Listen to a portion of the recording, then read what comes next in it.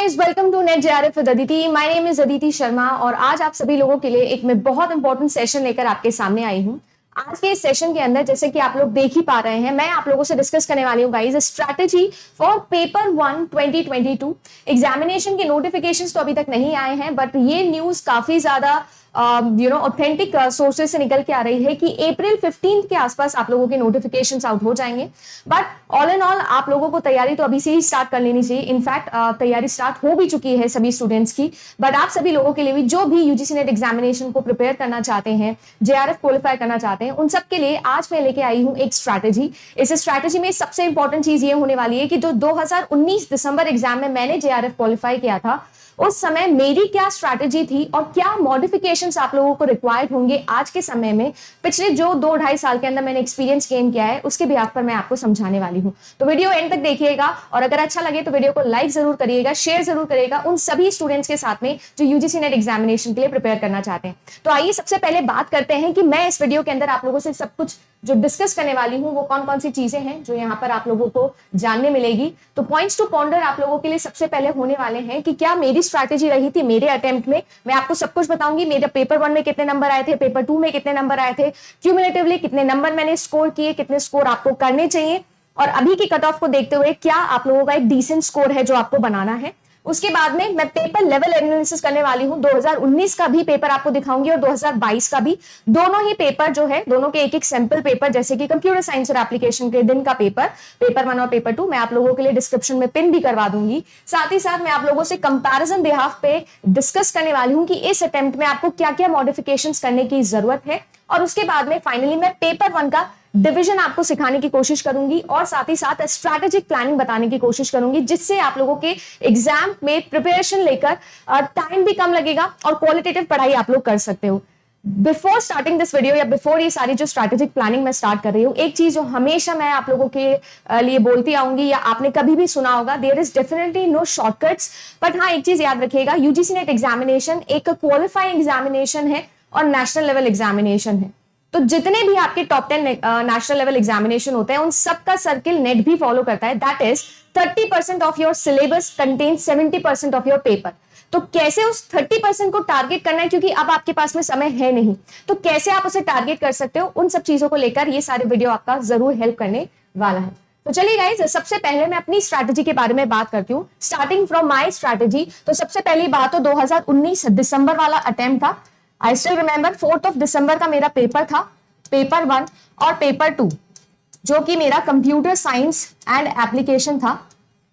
तो दोनों के ही स्कोर मैं बताती हूँ आप लोगों को। मेरा पेपर 1 का जो स्कोर था वो अराउंड 70 नंबर था और जो पेपर 2 का मेरा स्कोर था वो 130 प्लस के आसपास कुछ था। और इसी हिसाब से जो मेरा स्कोर बना था वो बना था 200 प्लस, राइट, आउट ऑफ 300। मैं आपको ये भी बता सकती हूँ कि उस टाइम का जो पेपर था वो एक्चुअली में थोड़ा ठीक ठीक पेपर था। मैं ऐसे नहीं बोलूंगी डिफिकल्ट पेपर है, क्योंकि हर स्टूडेंट को अपना पेपर डिफिकल्टी लगता है, बट स्टिल हाँ, 2019 जून का मेरा पहला अटेम्प्ट था, दूसरा अटेम्प्ट मेरा दिसंबर वाला था। जून का पेपर मैंने अपने कॉलेज के साथ में ही दिया था, पोस्ट ग्रेजुएशन के साथ में। और उस टाइम पर जो पेपर एनालिसिस मैंने किया था वो सिर्फ यही था कि ज्यादातर थियोरेटिकल क्वेश्चन पेपर 2 में स्पेशली देखने मिल रहे थे। बट 2019 दिसंबर से ही 2020 में भी ये फॉलो हुआ, 21 में भी, और आप लोगों का ऑफकोर्स 2022 में भी फॉलो होने वाला है। पेपर थोड़ा ज्यादा प्रैक्टिकल बेस्ड होने लगा है। पेपर 2 के बारे में मैं ये सारी चीजें आपको पेपर 2 वाले वीडियो में बताऊंगी। आज मैं सिर्फ आप लोगों से पेपर 1 डिस्कस करने वाली हूँ। तो यहाँ पर 200 प्लस स्कोर जो है वो आप लोगों के लिए काफी डिसेंट स्कोर होता है। ये अभी के लिए भी मैं आप लोगों को बोलूंगी कि काफी डिसेंट स्कोर होता है। उस दिन या उस एग्जाम के अंदर अराउंड 52 जेआरएफ थे जिनको अवार्ड दिया गया था या जिन्होंने क्वालिफाई किया था, क्योंकि आप सब जानते हैं। अगर नहीं जानते हैं तो जरूर मुझे बताइएगा, मैं कमेंट बॉक्स के अंदर लिखकर मैं तो जरूर इस पर भी वीडियो बनाऊंगी कि कैसे रिजल्ट कैलकुलेट होता है। तो 6% लोग होते हैं ओवरऑल जो नेट क्लियर करते हैं और उसके भी 6% लोग होते हैं जिनको जेआरएफ मिलता है। तो कंप्यूटर साइंस एंड एप्लीकेशन के अंदर उस टाइम पर इनको मिला था। और परसेंटाइल जो है वो मैं आप लोगों को मेरी बता चुकी हूँ, 99.91 मेरी परसेंटाइल रही थी और ये कुछ मेरा मार्क्स रहा था। 70 भी पूरे नहीं थे, 69 के आसपास कुछ नंबर थे, एग्जैक्टली अभी मुझे याद नहीं है, बट ये नंबर आप लोगों के मेरे रहे थे, राइट। पर उस पेपर के अंदर मैं आप सभी लोगों को बता देती हूँ कि एक चीज जो मैंने सबसे ज्यादा फॉलो करी थी और वो था टाइम मैनेजमेंट।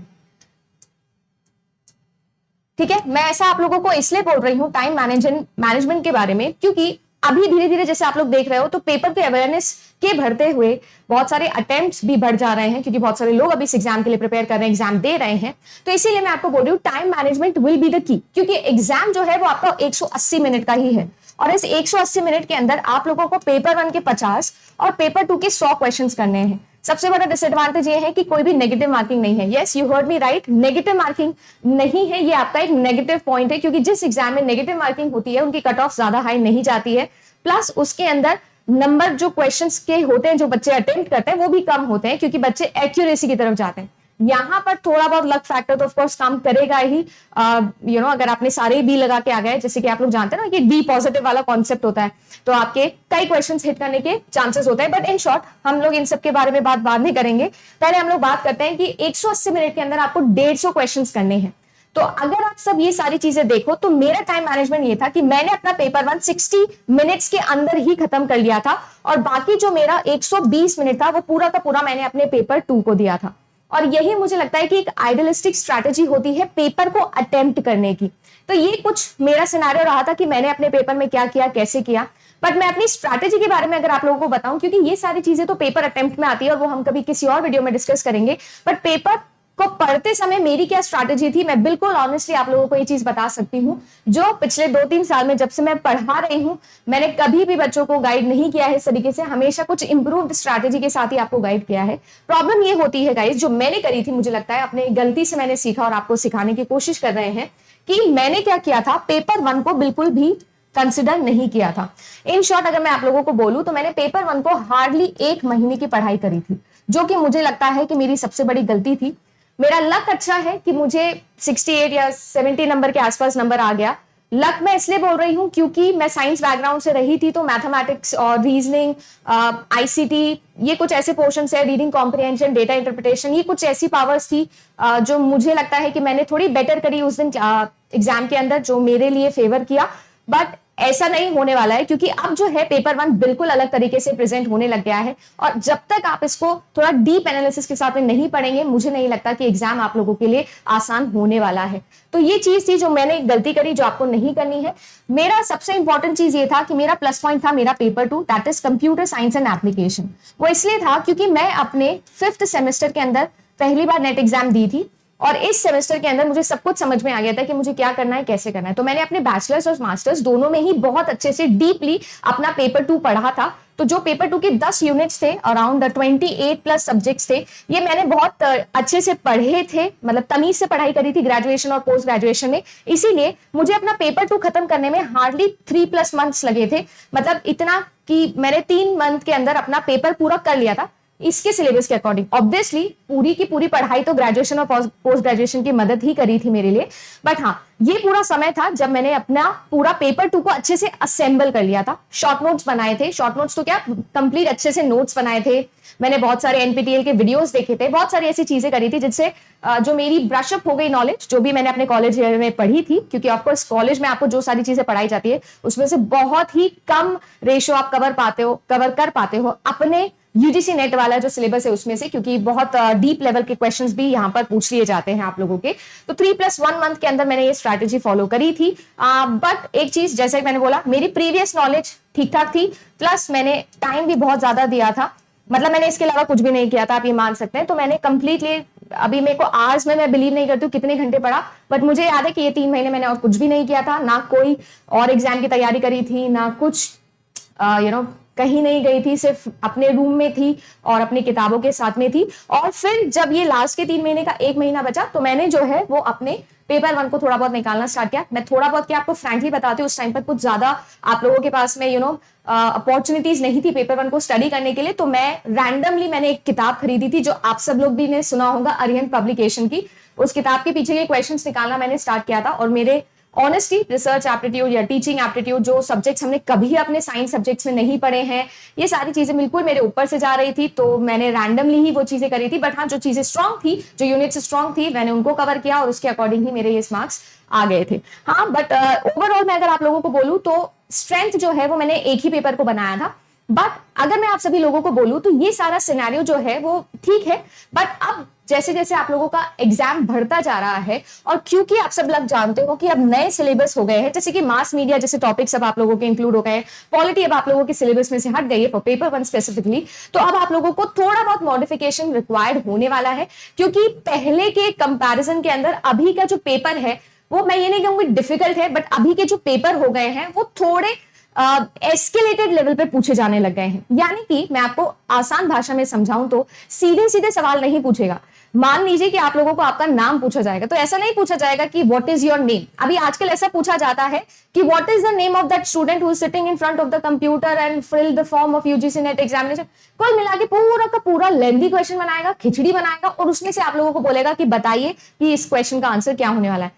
बहुत सारे बच्चे पैनिक करते हैं क्वेश्चन की लेंथ को देखकर या उसकी एम्बिग्यूटी को देखकर, और इसीलिए क्वेश्चन को सही नहीं कर पाते हैं। और ये रियलिटी है, पिछले 3 साल में 2 साल में जितने भी स्टूडेंट से मैंने बात करी है उसके बिहाफ पर ही मैं आप लोगों को ये चीज बता रही हूं, और मैं उन सभी बच्चों का वीडियो भी आप लोगों के लिए लेके आऊंगी सो दैट आप उनके ही मुंह से सुन लीजिए। मुझे अपने मुंह से नहीं बताना है, आप उनसे सुनिएंगे तो आपको और बेटर समझ में आएगा कि उनके अटेम्प्ट में उन्होंने क्या फेस किया था, राइट। साथ ही साथ जैसा मैंने बोला एस्केलेटेड एमसीक्यूज भी आप लोगों के एग्जाम में अभी आने लग गए हैं। कैसे एस्केलेटेड होते हैं अभी मैं आपको दिखाऊंगी भी, बट अगर आप लोगों ने अभी तक कभी भी यूजीसी नेट एग्जाम की तैयारी स्टार्ट भी नहीं करी है और फिर भी अगर आपको ऐसा लगता है, क्योंकि आज हो गई है गाइस 7 अप्रैल, तो अप्रैल मई जून हम एक्सपेक्ट कर रहे हैं कि जून में आपका एग्जाम हो गया, तो अगर आज भी आप अपनी तैयारी स्टार्ट करते हो तो मुझे ऐसा लगता है कि पेपर 1 में ऐसा कोई मुश्किल नहीं आने वाली है। बस आप लोगों को थोड़ा स्मार्टली प्रिपेयर करना होगा, एटलीस्ट 3 महीने तो आपको देने ही चाहिए। अगर कोई दिसंबर वाले अटेम्प्ट के लिए तैयारी कर रहा है तो उसके लिए ये बेस्ट टाइम है। क्यों? क्योंकि मैं आपको बोल रही हूं कि इतने समय के अंदर लगभग 7 से 8 महीने में आप पेपर 1 और पेपर 2 साथ में अगर पढ़ते हो तो आप लोगों का आराम से सिलेबस कवर हो जाएगा, राइट। बट अगर मैं बोलूं कि जून वाले बच्चों के लिए बात की जाए तो जून वाले स्टूडेंट्स के लिए थोड़ा बहुत स्ट्रैटेजी मैं आप लोगों के लिए डिसिफर करने की कोशिश करती हूँ। देख सकते हैं, सबसे पहले मैं आप लोगों को मार्किंग स्कीम के बारे में बताती हूँ, क्योंकि 2019 और 2021 2 साल के फर्क में बहुत कुछ चीजें चेंज हो गई है। सबसे इंपॉर्टेंट चीज, यूजीसी नेट एग्जामिनेशन एक नॉर्मल एग्जामिनेशन से अलग होता था। अलग इसलिए होता था because this is a qualifying examination. यहां पर एसएससी, बैंक, रेलवे जैसे सवाल नहीं पूछे जाते थे जब तक 2019 की बात करूं तो, या 2020 की भी इनफैक्ट। बट अब क्या हो गया है 2021 में, जो एक बहुत बड़ा प्रोमिनेंट चेंज मैंने देखा वो ये है कि आप लोगों का फोकस जो है ये मैथमेटिकल और रीजनिंग वाले पोर्शन में ज्यादा आने लगा है। इन शॉर्ट में ये कह रही हूं कि आपको बहुत सारे बैंक वाले क्वेश्चंस, बहुत सारे एसएससी वाले क्वेश्चंस, कैट लेवल के क्वेश्चंस भी यहां पर एग्जाम में पूछे जाने लग गए हैं। इतना कुछ डिफिकल्ट नहीं है, बट ऑब्वियसली क्योंकि कोई बच्चा अगर देखो, नेट एग्जाम थ्योरेटिकल एग्जाम वाले बच्चों के लिए है ना, जो एकेडमिक्स में बहुत अच्छे होते हैं।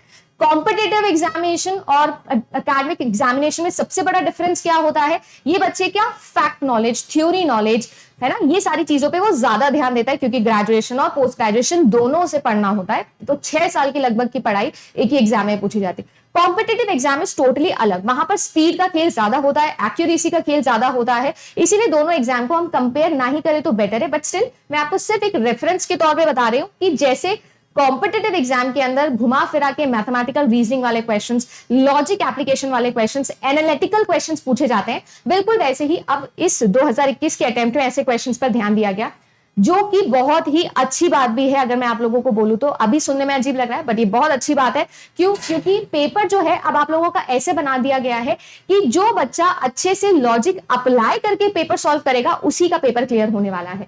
देन अगर मैं आप लोगों को बात करूं प्रीवियस ईयर क्वेश्चंस की, किसी भी एग्जाम को आप उठा के देखिए, प्रीवियस ईयर क्वेश्चन सबसे ज्यादा इंपॉर्टेंट क्वेश्चंस होते हैं। और जो आपका प्रीवियस ईयर क्वेश्चन होता है वो सबसे पहली चीज है जो मुझे लगता है हर स्टूडेंट करता है, आपको भी करने हैं। और प्रीवियस ईयर क्वेश्चन की अगर मैं बात करूं आप लोगों को, तो एटलीस्ट आप लोगों को 5 साल के पेपर तो उठाने ही चाहिए। बट क्योंकि अभी आपके पास में समय कम है, तो आप 2 से 3 साल के पेपर भी अगर करते हो तो आप लोगों के लिए काफी बेनिफिशियल होने वाला है। बिकॉज ऐसा तो है नहीं ना कि 2 साल के अंदर जो है, या 1 साल के पेपर भी इनफैक्ट आप करते हो तो पेपर जो है अराउंड 87 सब्जेक्ट्स प्लस के अंदर होता है। तो सभी शिफ्ट्स के साथ में ऑलमोस्ट 1-2 महीने के पेपर्स हो जाते हैं आप लोगों के। तो बहुत सारे शिफ्ट के पेपर 1 है ना, और आपका पेपर 2 हो गया। तो इन शॉर्ट अगर मैं बात करूं पेपर 1 के, तो बहुत सारे वैरायटी ऑफ क्वेश्चंस आपको देखने मिलते हैं प्रीवियस ईयर में भी, तो वो आप लोगों के लिए इंपॉर्टेंट होने वाले हैं। बट अगर बात की जाए ये प्रीवियस ईयर क्वेश्चंस जो कि एज इट इज पूछे जाने वाले होने चाहिए थे, या आपको अगर ऐसा लगता है कि मैम क्या पिछले साल के क्वेश्चंस एज इट इज आ जाते हैं, तो ऐसा बिल्कुल भी नहीं होने वाला है। आप लोगों के जो क्वेश्चंस आते हैं वो कॉन्सेप्ट तो एज इट इज आता है बट उसको घुमा के पूछ लिया जाता है। जैसे कि मैं आपको एक एग्जांपल दिखाती हूँ, MSO मैंने लिखा है, मल्टीपल सिलेक्शन ऑप्शन वाले क्वेश्चंस। ये पहले कम आते थे, अभी ज्यादा आने लग गए हैं। कुल मिला के आप लोगों को क्वेश्चन देता है, 4 ऑप्शंस देता है, उन चारों में से या 5 में से आपको चूज करना होता है कि कौन कौन सा उस क्वेश्चन में फॉलो करता है, कौन कौन सा फॉलो नहीं करता है। मल्टीपल सिलेक्शन ऑप्शन गेट या फिर कैट जैसे एग्जामिनेशन के अंदर ये ज्यादा आते थे, बट अभी यूजीसी नेट एग्जामिनेशन में भी बहुत ज्यादा आते हैं। तो अब क्या होता है, जैसे जो आपके डायरेक्ट इंटरोगेटेड क्वेश्चंस होते थे ना, जैसे फॉर एग्जांपल आप लोगों से बोलेगा व्हाट इज स्नोबॉल सैम्पलिंग, पहले इतना ही आता था। अभी क्या करेगा, स्नोबॉल सैम्पलिंग के बहुत सारे फीचर्स आपको दे देगा और बोलेगा which one follows. That is आपका टॉपिक तो सेम ही है, डायरेक्टली इंटरोगेटिव क्वेश्चन जो पिछले साल आया था, क्वेश्चन का टॉपिक तो स्नोबॉल सैम्पलिंग ही है, बस अब उसको घुमा के पूछ लिया गया है और उसके डिटेल में आपसे क्वेश्चन पूछा जा रहा है। दैट इज कि इसके कौन कौन से फीचर्स है, कौन कौन सी टाइप ऑफ रिसर्च में ये फॉलो करता है, कब इसे लगाना चाहिए, पॉपुलेशन रेयर हो या फिर पॉपुलेशन जो है आप लोगों की सीमित हो तो कब इसे लगाना चाहिए, ये सारे सवाल आपके पूछे जाते हैं। देन अगर मैं बात करूं तो मैच द कॉलम वाले क्वेश्चंस भी आप लोगों के ज्यादा आने लग गए हैं। मैच द कॉलम में तो आप सब जानते ही हैं, बहुत ही कॉमन सा पैटर्न है, ये क्वेश्चंस आपके बहुत ज्यादा पूछे जाने लग गए हैं। असर्शन, रीजन और स्टेटमेंट कंक्लूजन वाले क्वेश्चंस, देखो एक डोमेन होती है लॉजिकल रीजनिंग की, जो आपकी एक यूनिट भी है, कैटेगोरिकल प्रपोजिशंस। तो कैटेगोरिकल प्रपोजिशंस या लॉजिकल थिंकिंग डेवलप करने के लिए किसी भी एक बडिंग टीचर जो कि यूजीसी नेट एग्जाम के लिए प्रिपेयर कर रहा होगा, ऑफ कोर्स उसके लिए ये दोनों टॉपिक्स जो है वो बहुत इंपॉर्टेंट होते हैं। असर्शन, रीजन, जिसमें आपको एक असर्शन देता है और एक रीजन देता है, दोनों में से सही कौन सा है कौन सा नहीं है, अगर दोनों सही है तो क्या करेक्ट एक्सप्लेनेशन है रीजनिंग या नहीं है, इस तरीके के सवाल आप लोगों से पूछे जाते हैं।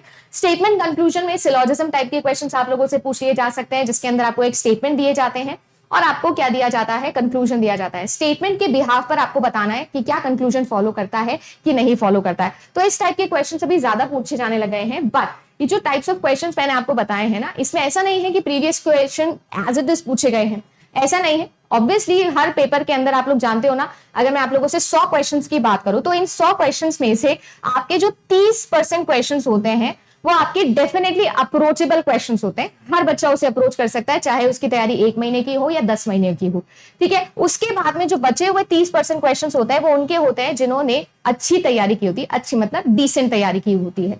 और फिर जो बचे हुए आप लोगों के 40% क्वेश्चंस होते हैं, ये उन लोगों के लिए होते हैं जिनकी तैयारी बहुत ही ज्यादा अच्छी है, जैसे कि ये सारे टाइप के क्वेश्चंस उन्हें करना आते हैं, डीप एनालिसिस उन्होंने किया है, कॉन्सेप्चुअल क्लैरिटी उनके पास में होने वाली होती है।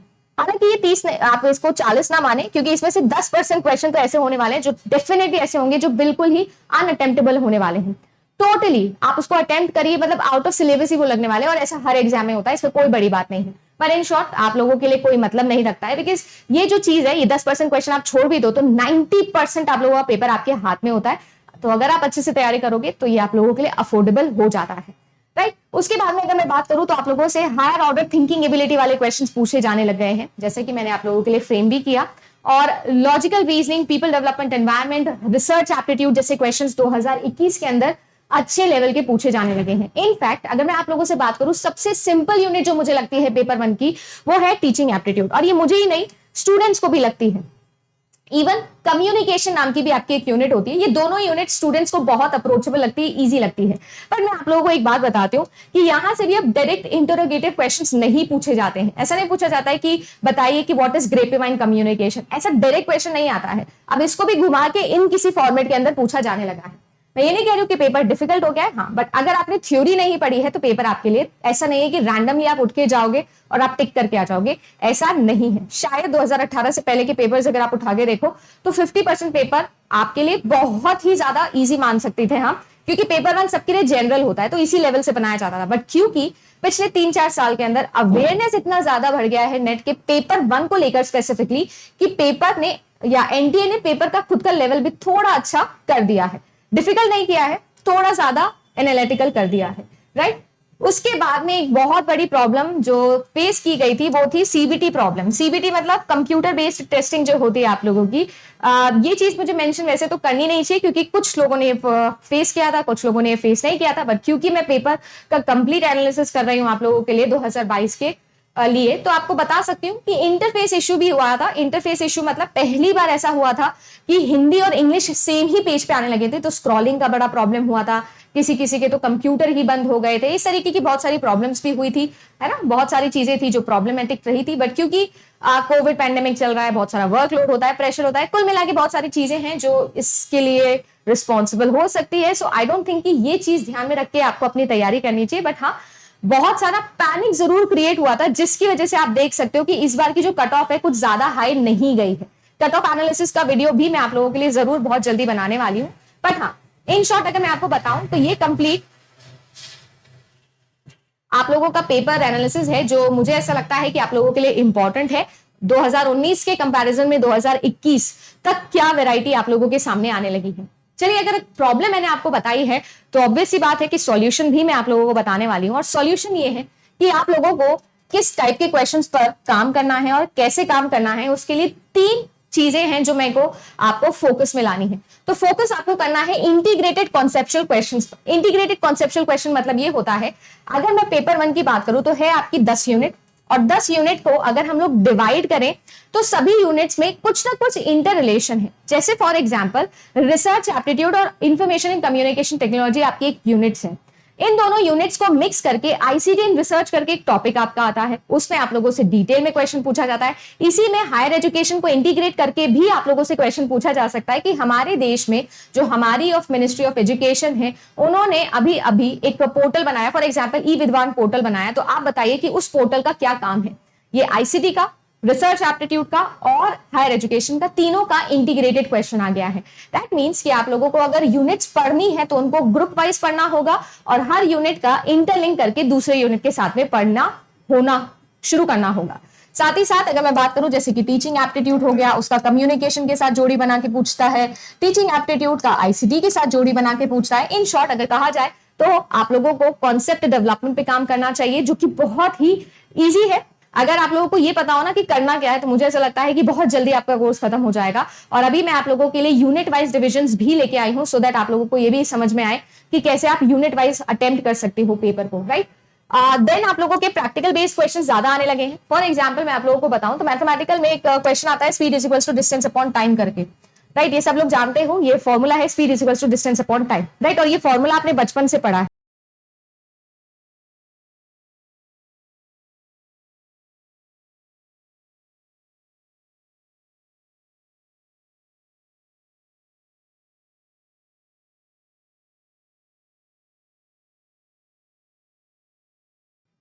Right, speed is equals to distance upon time, या बोट एंड स्ट्रीम वाले जो क्वेश्चंस होते हैं, पहले आप लोगों को बोल दिया जा सकता था, वेलोसिटी दे सकता था, स्पीड दे सकता था, फिर उनके रिलेशन के बिहाफ पर ऑब्वियसली आपके पास में एक इक्वेशन है ना, जिसमें 3 वेरिएबल्स है, तो 2 वेरिएबल देके तीसरा वेरिएबल पूछा जा सकता था। ये 2 इक्वेशन बना के इस तरीके से आप लोगों को 5 वेरिएबल देके 6 वेरिएबल पूछा जा सकता था। ये सारी चीजें कर सकता था, बट एनटीए ने क्या समझदारी दिखाई है? एनटीए ने समझदारी ये दिखाई है कि इन प्रैक्टिकल क्वेश्चंस को भी थ्योरी में कन्वर्ट करा।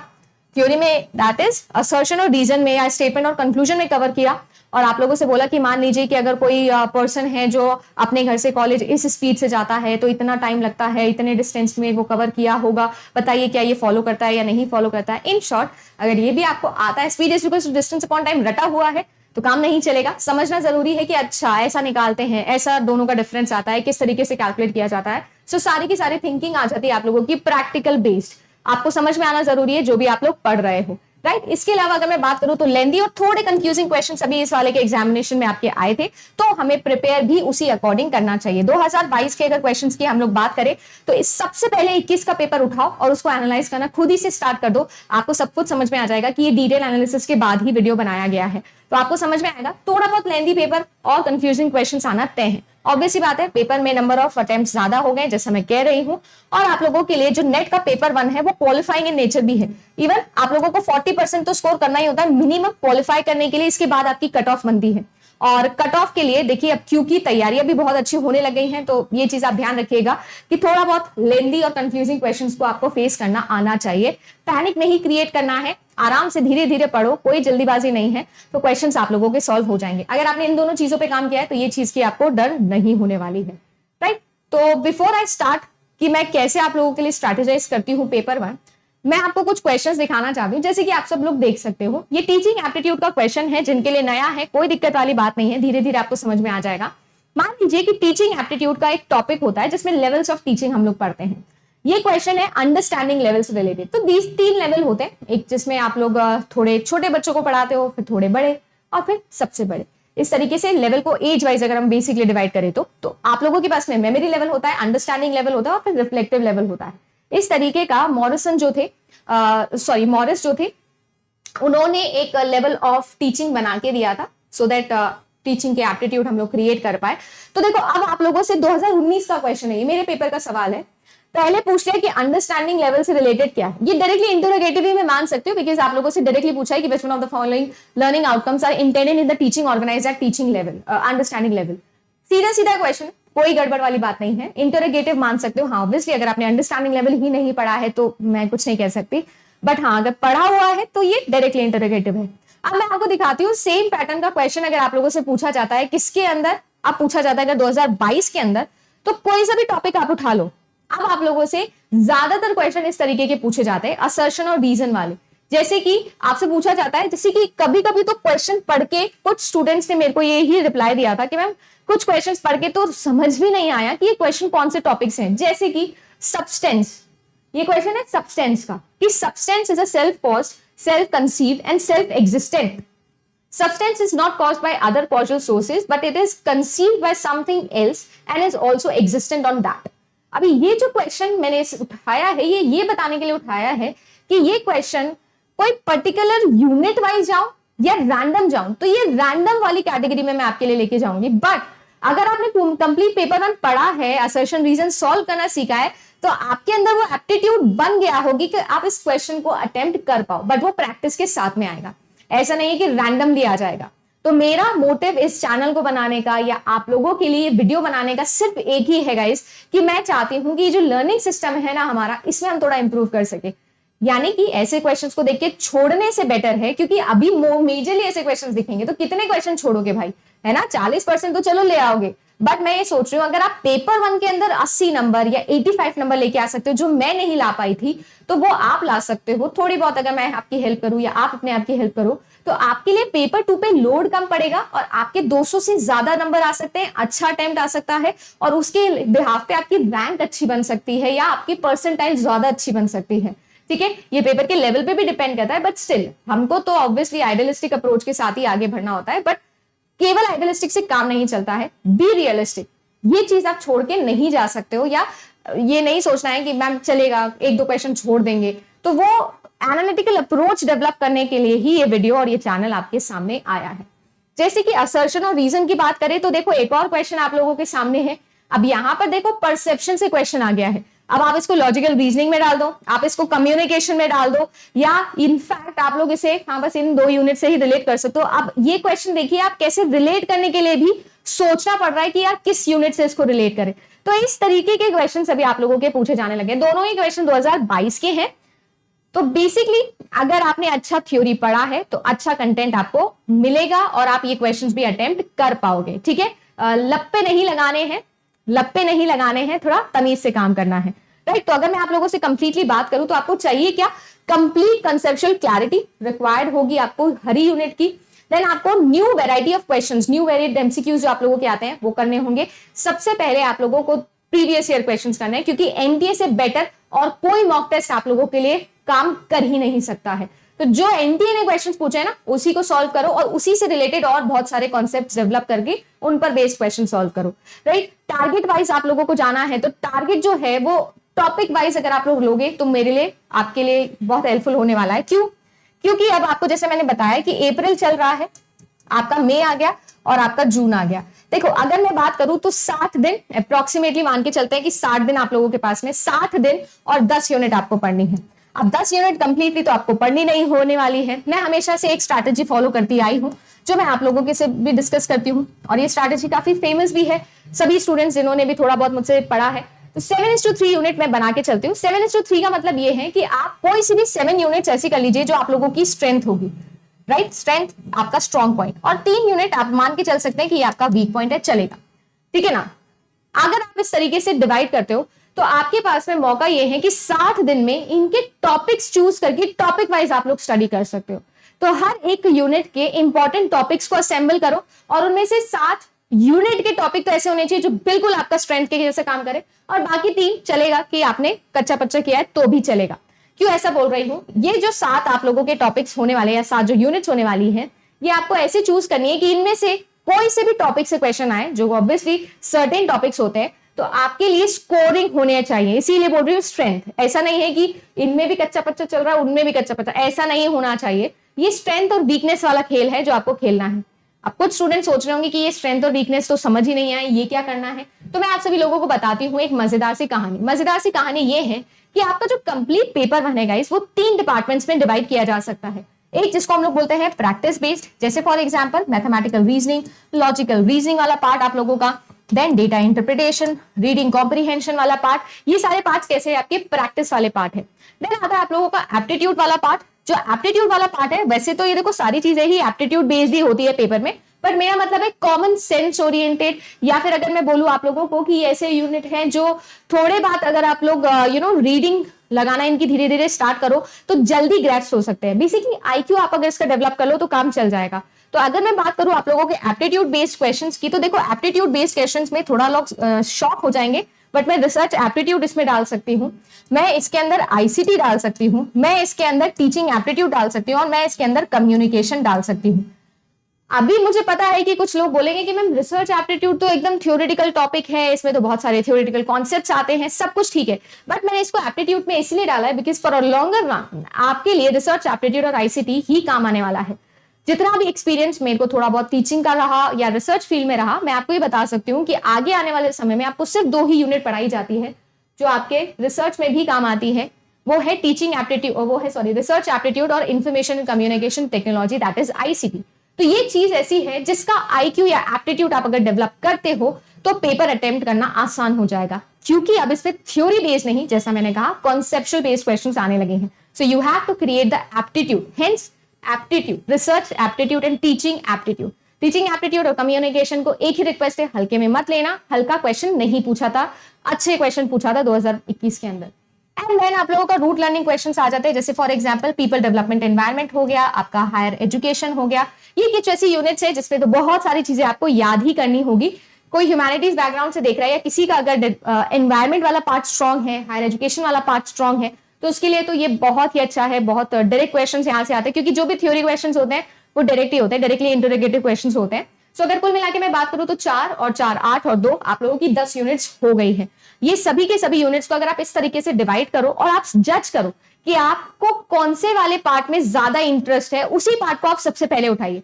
जैसे फॉर एग्जाम्पल अगर मैं हूं तो मैंने फॉर एग्जाम्पल मान लीजिए कि रिसर्च एप्टीट्यूड को सबसे पहले उठा लिया, तो अब रिसर्च एप्टीट्यूड के आप लोग मोस्ट सर्टेन टॉपिक्स उठाओ जो एग्जाम के अंदर पूछे जाते हैं। अब वो कैसे होगा, प्रीवियस से पेपर के एनालिसिस से, या तो आप सेल्फ स्टडी से करते हो या आपको किसी टीचर ने करके दिए होते हैं। जैसे कि फॉर एग्जांपल कुछ मेरे स्टूडेंट्स हैं तो मैं उनको करके देती हूँ, और वो खुद भी ऑफ कोर्स प्रीवियस एनालिसिस के बिहाफ पे आप लोग लगा सकते हो। तो आप सबसे पहले उसके टॉपिक को सर्टेन करो और टाइम डिसाइड कर लो कि इतने टाइम में तो मुझे ये टॉपिक खत्म करना ही करना है, ठीक है। देन आप लोग दूसरा टॉपिक उठा सकते हो, और इस तरीके से आप लोग डोमेन वाइज कवर कर सकते हो कि कौन कौन से यूनिट के टॉपिक वाइज चीज आप लोगों के लिए है। क्योंकि अगर मैं आपको बात बताऊं तो 100 नंबर का आपका पेपर है, क्योंकि हर एक क्वेश्चन 2 नंबर का होता है, तो 50 क्वेश्चन तो 100 नंबर।